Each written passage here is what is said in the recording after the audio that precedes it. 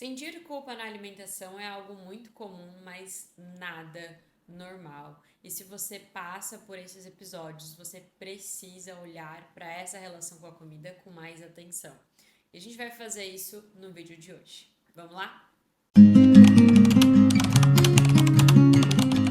Oi, eu sou a Rafa Guiar, sou nutricionista, trabalho com mulheres, ajudando a lidarem com o comer emocional e terem uma relação mais leve e sem culpa. Eu sei que você tá me dizendo do lado daí que a culpa vem para te ajudar. Como eu sempre falo para os pacientes, se realmente resolvesse, eu iria dar as mãos para vocês e iríamos juntos para essa jornada. Eu entendo que a culpa ela vem mascarada de algo muito positivo, como se fosse esses pensamentos. Então se eu fiz aquilo de errado, se eu comi mesmo sem fome, ou se eu exagerei na quantidade, se eu não precisaria comer e comi, e agora eu vou sentir a culpa, isso vai me educar, isso vai me ajudar e eu nunca mais vou fazer. Não acontece assim. Pelo contrário, não sei se você já pensou nisso, mas como é que você come quando a culpa aparece? Geralmente o que eu vejo nos pacientes é comer rápido, sem atenção, sem prazer, mesmo sem estar gostoso, mesmo sem fazer sentido, mesmo já estando cheia e estufada, comendo muitas vezes escondido de si e das outras pessoas, fazendo mais escolhas, comendo uma quantidade maior e se sentindo cada vez pior a cada momento. Então a gente tem essa expectativa, essa falsa noção da culpa de que ela vai ajudar, como se fosse, eu preciso me culpar, eu preciso me corrigir depois de ter feito algo de errado. Só que na realidade, o que acontece é que quando a gente sente culpa na alimentação, isso te coloca num ciclo de comer com essas características que eu falei. Mais rápido, sem atenção, mais quantidade, más escolhas, então só te afasta do seu objetivo. E quando, Rafa, que essa culpa aparece? Por que que ela aparece? Se agora eu tô entendendo tudo isso, é só falar pra culpa não aparecer? Não. A culpa ela é um sentimento, então não tem como a gente escolher. Como se eu te falasse, olha, não fica triste, fica alegre, não fica decepcionada. Não tem como a gente controlar isso. Mas a gente tá aqui para entender a partir do que, a partir de que momento, de quais situações essa culpa vem. E a culpa só aparece quando nós fazemos algo de errado. Pensa então no seu trabalho. Você está trabalhando em equipe e ficou carregada de fazer uma certa atividade, uma certa tarefa. E você acabou esquecendo, se perdendo e não entregou e atrapalhou toda essa equipe. A tendência é que você vá olhar para trás, se arrepender, se culpar e buscar uma solução para não mais passar por aquilo, não mais atrapalhar a sua equipe e aprender com aquela situação. Na comida, a gente não consegue fazer esse retorno. Eu uso depois da culpa, muitas vezes, a comida justamente para lidar com esse desconforto da culpa. Então eu me culpo por comer e uso a comida por conta dessa culpa. Faz sentido? Você consegue se identificar? Então quer dizer que a culpa aparece na alimentação quando a gente quebra uma regra.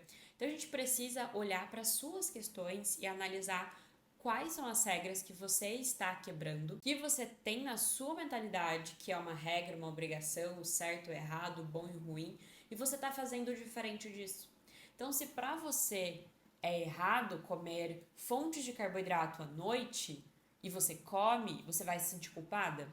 Uma observação de que isso não é errado, mas fica para um outro assunto, para um outro vídeo, para um outro momento. Vamos voltar. Então, se para você é errado comer aquele doce, porque doce é besteira, e você só pode comer isso no final de semana e você está comendo numa quinta-feira, você se sente culpada por isso.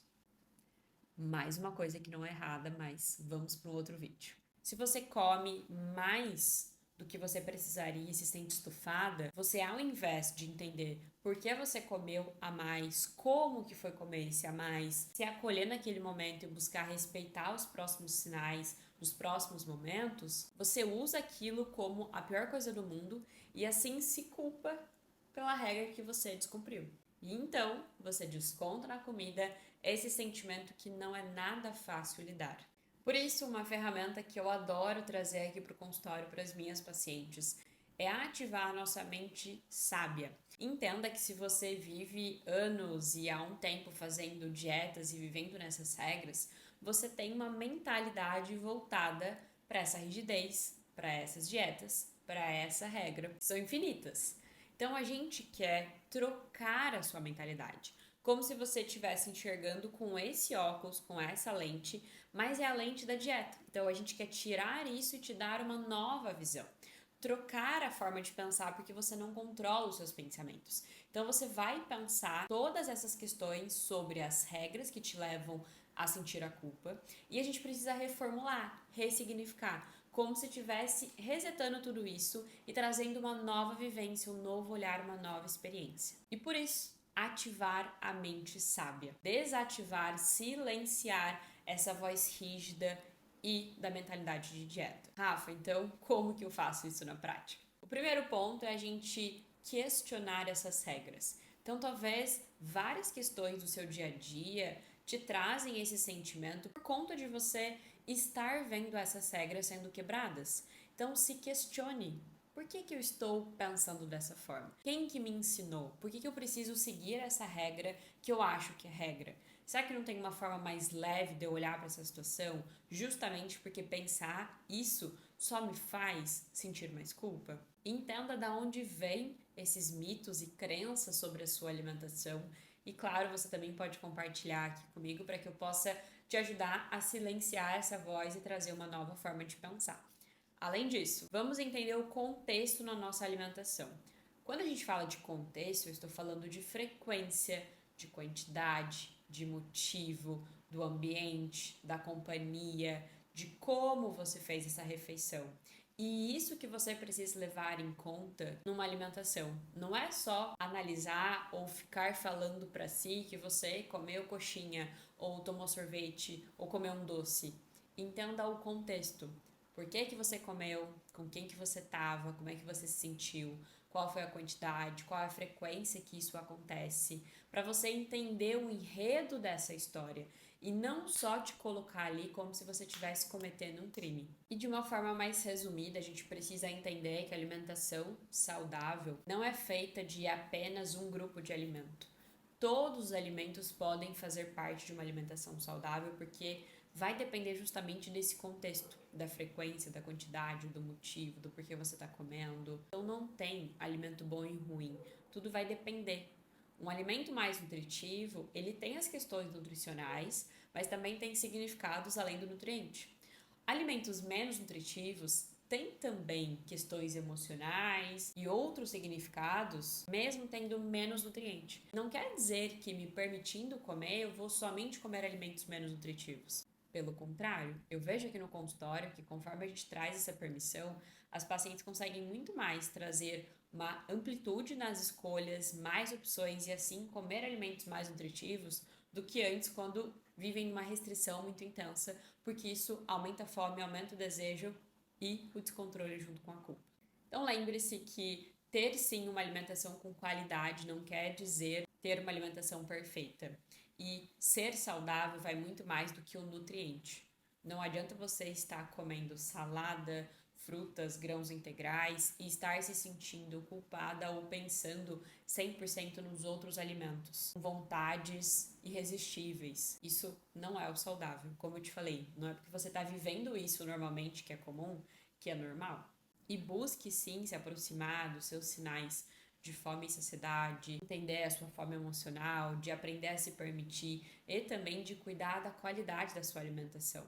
Quando a gente busca ter essa alimentação saudável, que é mais flexível, e fazer esse processo de uma forma mais leve, e eu entendo que para muitas pessoas é difícil porque justamente está vivendo muito contaminada com essa mentalidade de dieta, então não consegue enxergar uma outra opção, um outro caminho, é complicado. Eu sei que é pesado, mas não precisa continuar sendo assim. Então a gente está aqui, temos esse espaço para justamente encontrar uma forma mais leve de se relacionar com a comida. E para isso, a gente quer respeitar os sinais internos de fome e saciedade, aprender a se permitir, comer com calma, com prazer, com atenção, fazer boas escolhas, escolhas que façam sentido, aproveitar a comida em paz, sem culpa. Eu espero que você possa colocar esses pequenos detalhes em ação. Entender quando você está se colocando no ciclo da culpa sem uma intenção, mas você está chegando até ele. Começar a sinalizar que você não quer mais viver nesse sentimento da culpa. E começar a fazer esses movimentos, colocar em ação esses movimentos que vão te aproximar da leveza na alimentação e silenciar a culpa. A gente se vê na semana que vem com mais um vídeo.